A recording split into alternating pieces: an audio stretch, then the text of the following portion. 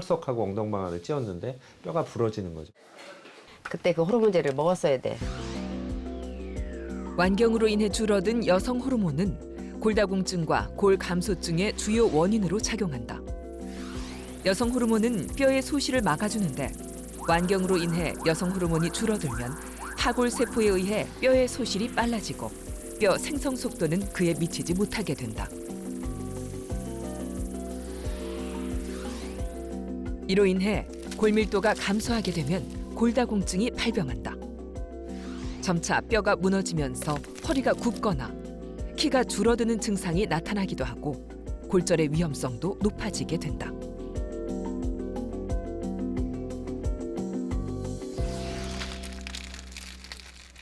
이게 골밀도 약이에요. 호르몬 치료를 받지 못했지만 그녀는 골다공증 약을 꾸준히 복용하면서 현재 요추 부위는 골감소증 단계까지 좋아졌다. 하지만 심각해진 골 소실을 회복하기 위해 매일 맞는 주사 치료를 해야 했다. 날짜가 이렇게 있어요. 배꼽을 주시를 해가지고 여기 날짜 1, 2, 3, 4 이렇게 다 찍혀 있어요.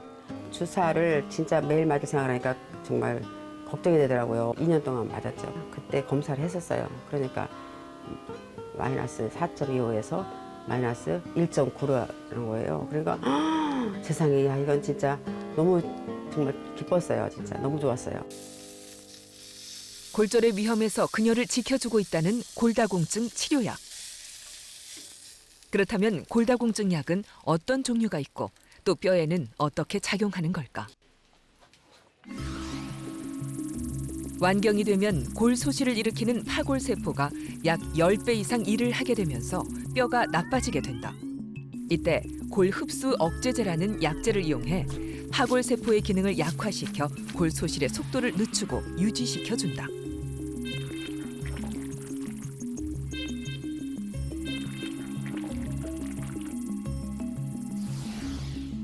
그런데 최근엔 골다공증을 획기적으로 치료하는 골 형성 촉진제가 개발되어 사용 중에 있다. 이것은 뼈를 만드는 조골세포가 일을 하지 못해 생기는 골다공증에서 사용되는데 뼈의 생성을 촉진시키는 작용을 해 새로운 뼈가 잘 만들어질 수 있도록 돕는 기능을 한다. 빠른 시간 안에 골밀도를 높일 수 있는 장점이 있지만 부작용을 고려해 2년 이하로만 사용할 수 있다.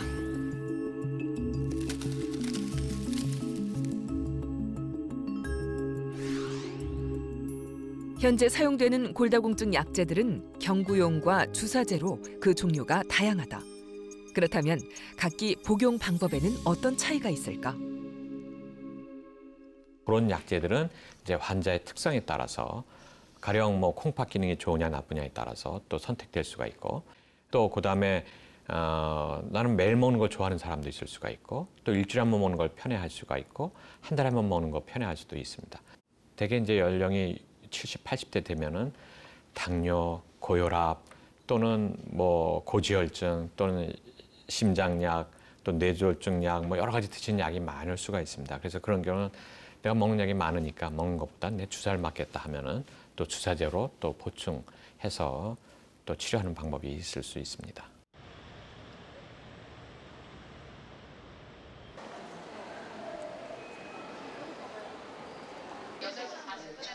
그러면 골감소증과 골다공증은 여성만의 문제일까? 11년 전 함영필 씨는 건강검진에서 예상치 못한 결과를 받았다. 저희가 처음에 이제 깜짝 놀라가지고 뭐 고지혈증, 고혈압 이런 것도 있었지만 남성분들도 이렇게 뼈가 좀 낮을 수 있다는 거를 아버님도 처음 아시게 됐고 나이 또래 평균값에서 아버님이 이렇게 떨어져갖고 T점수가 마이너스 2.1, 더 낮은 건 마이너스 3.1, 상당히 낮은 거였는데 우연히 한 골밀도 검사에서 심각한 수준의 골다공증 결과가 나온 것이다. 여성도 아닌 건강했던 자신에게 이런 골다공증이 오리라고는 생각도 못했던 일이었다. 저희가 주사 치료를 하고 이제 쭉 몇 년 하고서 끊었습니다. 왜냐하면 좋아졌기 때문에. 그래서 아버님 지금 보시면 아버님 평균 나이대에 거의 비슷하게 와서 노란색 부분 골 감소증 거기에 딱 위치하고 있거든요. 그래서 T점수가 마이너스 1.5 굉장히 좋아지셨어요. 그는 적극적인 치료로 골다공증에서 골 감소증 상태로 호전됐다. 그렇다면 그에게 골다공증이 생긴 이유는 무엇 때문이었을까?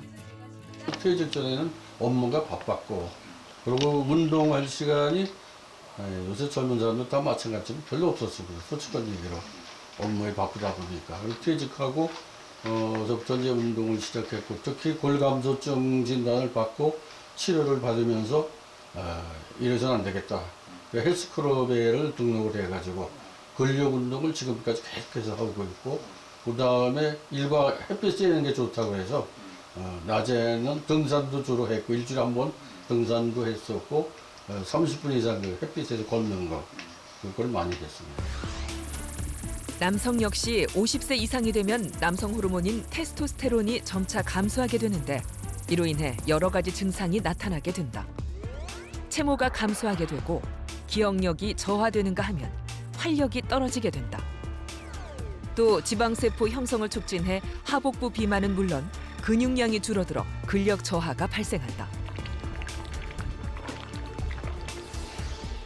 이로 인해 골 형성이 감소하면 여성과 유사하게 골다공증이 생길 수 있다. 방치할 경우 골절의 위험성이 높아지기 때문에 남성 역시 정기적인 골밀도 검사가 필요하다. 검사를 해보면 남자분들도 50대, 60대, 70대를 거쳐가게 되면 골 감소증이 또 꽤 많은 부분을 차지하고 있기 때문에 남성분들도 예외가 아니라는 것을 저희가 알게 되었습니다. 나이가 많이 드신 분들은 나이 때문에 그렇지만 남성분들 같은 경우 골 감소증이 나왔을 때 저희가 조금 더 긴장을 합니다. 즉 다른 요인이 숨어 있어서 원래 괜찮아야 되는데 떨어져서 골 감소증인 경우가 남자분들이 훨씬 더 확률적으로 많기 때문에 저희가 호르몬의 과다 결핍, 다른 암이라든지 또는 다른 그 뼈에 구멍을 내는 다른 요인들이 숨어 있지 않은지를 반드시 살펴보게 됩니다. 실제로 50세 이상 남녀의 골다공증과 골 감소증의 유병률을 조사한 결과 골다공증은 여성의 비율이 높은 반면 골 감소증은 남녀가 비슷하다. 그러나 남성은 여성에 비해 골다공증 위험에 대한 인지율과 치료율이 현저히 떨어진다. 뼈 건강에 대한 남성들의 인식 개선이 필요하다 할 수 있다.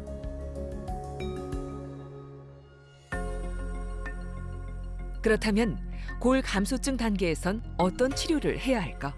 골 감소증이라도 골 소실 속도가 빠르지 않을 경우에는 저희가 기본적으로 칼슘 섭취량과 비타민 D의 섭취량을 일정 목표를 해서 맞춰 두어야지 그 골 소실의 속도를 빠르게 하지 않을 수 있기 때문에 너무 적극적인 약은 좀 잃을 수가 있습니다. 그래서 그 칼슘과 비타민 D의 적절한 섭취를 저희가 모니터링하면서 해드리고요. 뭔가 2차적인 요인을 찾아본 이후에 그 떨어지는 속도가 빠르다면 저희가 좀 더 적극적인 골다공 약제의 조기 도입을 생각해 볼 수도 있습니다. 햇빛을 통해 쉽게 얻을 수 있는 비타민 D지만 한국인의 80%가 부족 현상을 겪고 있다. 특히 과도한 학업으로 야외 활동이 적은 학생들의 경우 결핍이 더 심각하다. 또한 자외선을 차단하기 위해 피부를 가리거나 선크림을 바르는 것 역시 비타민 D 흡수를 방해하게 된다. 뼈 생성에 중요한 비타민 D는 음식보다는 충분한 햇빛을 통해 가장 많이 얻을 수 있다. 비타민 D의 가장 큰 역할은 위나 소장에서 칼슘이 체내에 잘 흡수되도록 돕는 것이다. 때문에 비타민 D가 부족해지는 상황이 지속되면 칼슘이 줄어들게 되고 골 감소증 또는 심한 경우 골다공증이 올 수 있다. 최근 골다공증 예방을 위해 비타민 D 주사를 맞는 경우가 많은데 그럼 이런 주사 치료는 언제 어떻게 맞는 것이 좋을까?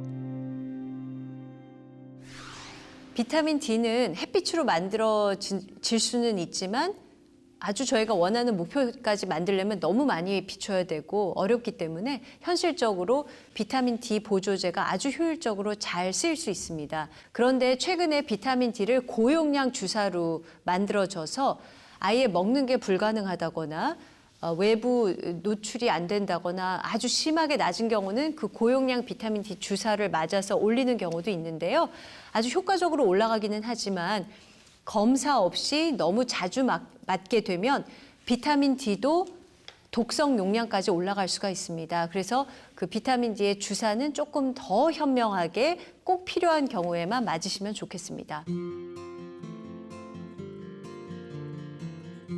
함영필 씨는 건강을 위해 식단에도 변화를 주었다. 퇴직 전엔 잦은 술자리에 기름진 음식을 먹었지만 이젠 신선한 채소로 만든 집밥을 즐기고 있다. 저기 은퇴도 하고 그래가지고 뭐 좀 신경을 썼죠. 집에서 좀 뭐 멸치볶음이라고 하던가 뭐 좋다는 건 좀 생선인 거 위주로 좀 먹었어요. 특히 칼슘 함량이 높은 견과류와 유제품을 매일 섭취하고 있다.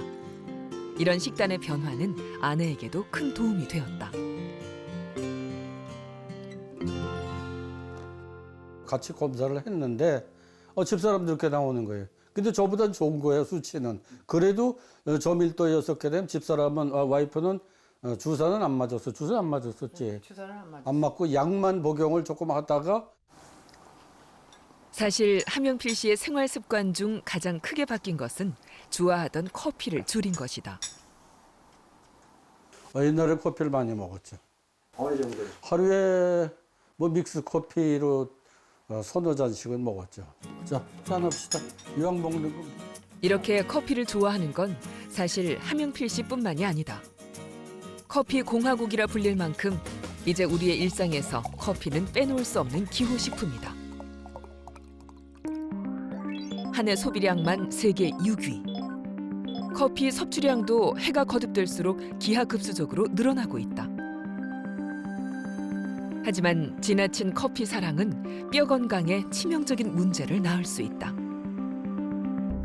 그 카페인이 과량 들어가게 되면 우리가 잘 먹은 칼슘들이 소변으로 같이 빠져나갑니다. 그래서 그 우리 몸 안에 칼슘이 전체적으로 부족하게 되면 뼈에서 갖다 쓸 수밖에 없기 때문에 구멍이 좀 나니까 골 감소증이 생길 확률이 더 높아지는 좀 안타까운 상황입니다. 특히 한국인의 칼슘 섭취량은 권장량에도 미치지 못하고 있어 식생활 개선이 필요하다. 칼슘 함유량이 높은 유제품 등은 뼈 건강에 도움이 된다. 만약 고지혈증과 혈관 질환이 있다면 적정량을 섭취해야 한다. 또 시금치나 무청, 깻잎 등 녹황색 채소로 만든 나물 반찬과 마그네슘이 풍부한 아몬드와 호두 등 견과류 섭취도 뼈 건강에 도움이 된다.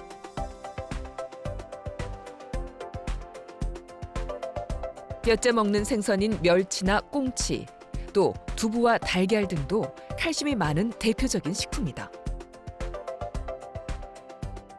그렇다면 이런 식품 외에도 칼슘제 복용이 따로 필요한 걸까? 24시간 소변 봐서 그래서 칼슘이 어느 정도 부족한지 보고 사실 칼슘량이 충분한 사람은 굳이 먹을 필요 없습니다. 괜히 과하게 먹으면 요로 결석이나 또 담석이나 이런 데 만드는 원인이 될 수 있기 때문에 그래서 어느 정도 그걸 측정해 보고 부족했을 때 그때 적절한 양을 보충하는 것이 정답입니다.